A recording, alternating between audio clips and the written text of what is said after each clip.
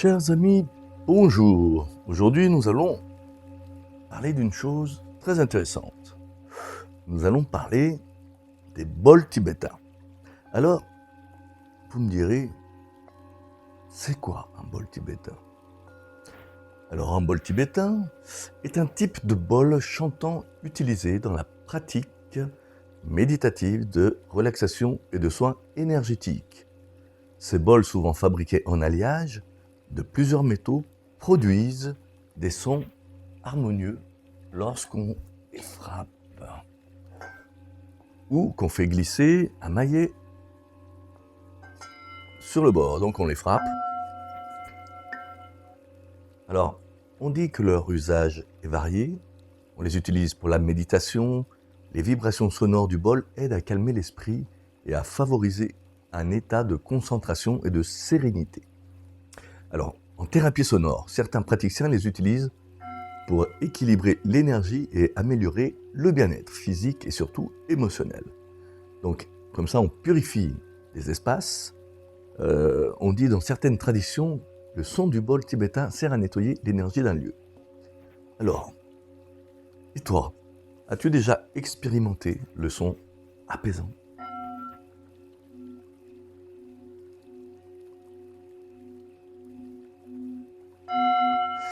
Il existe plusieurs types de bols tibétains, chacun ayant des caractéristiques uniques en matière de sonorité, de composition et surtout d'usage. Alors, on va parler des plus courants. On va parler du bol tibétain traditionnel, qui est fabriqué à partir d'un alliage de plusieurs métaux, souvent 7, représentant les planètes. Il produit les vibrations profondes et harmonieuses. On parle aussi de bol chantant en cristal. Fabriqué surtout en quartz, il émet un son pur et cristallin. Il est souvent utilisé dans les thérapies sonores et les soins énergétiques. Maintenant, dernier, c'est celui qu'on appelle le bol martelé à la main, pas celui-là. Il est forgé artisanalement, il a une sonorité riche et complexe avec des harmoniques naturelles. Il y a le bol lisse aussi, coulé dans un moule, il a une apparence plus uniforme et une sonorité plus stable. Après le bol thérapeutique, connu spécifiquement pour la guérison, il est souvent utilisé dans des pratiques de relaxation profonde et rééquilibrage énergétique. Le bol gravé ou décoré, alors certains bols sont souvent ornés de mantras ou de symboles sacrés, ce qui renforce leur usage spirituel. Lequel vous attire le plus, hein? Quel pourrait être et lequel aurais-tu envie d'essayer d'écouter ou de pouvoir en tirer un son?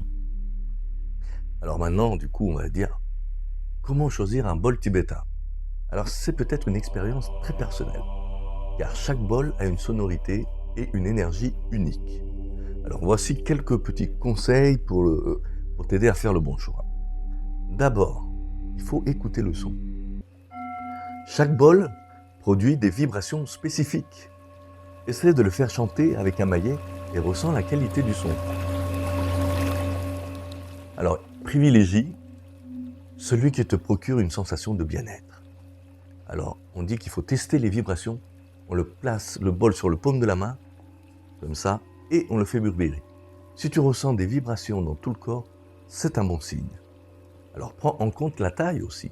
Les bols les plus grands sont plus graves et plus profonds, tandis que les plus petits produisent des tonalités aiguës.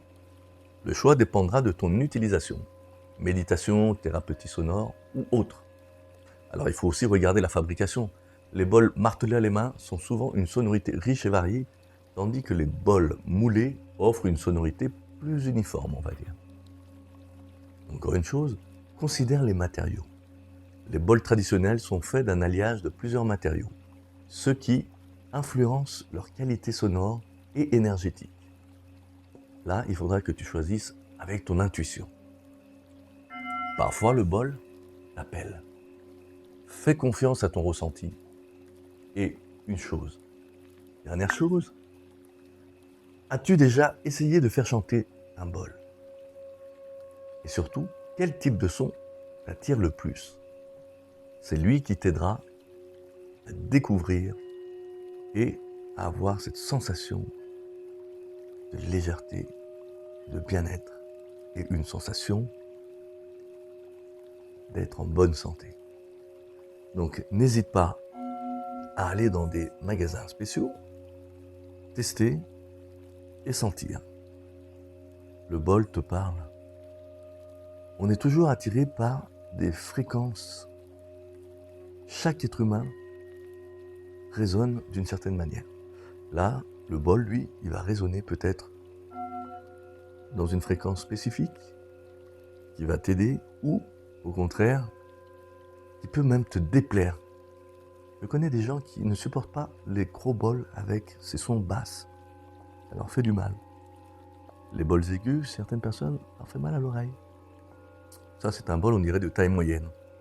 Donc, n'hésitez pas à poser des questions. Je serai ravi d'y répondre. Donc, à une prochaine fois sur Dr No. Si vous avez des questions, ne m'en posez pas.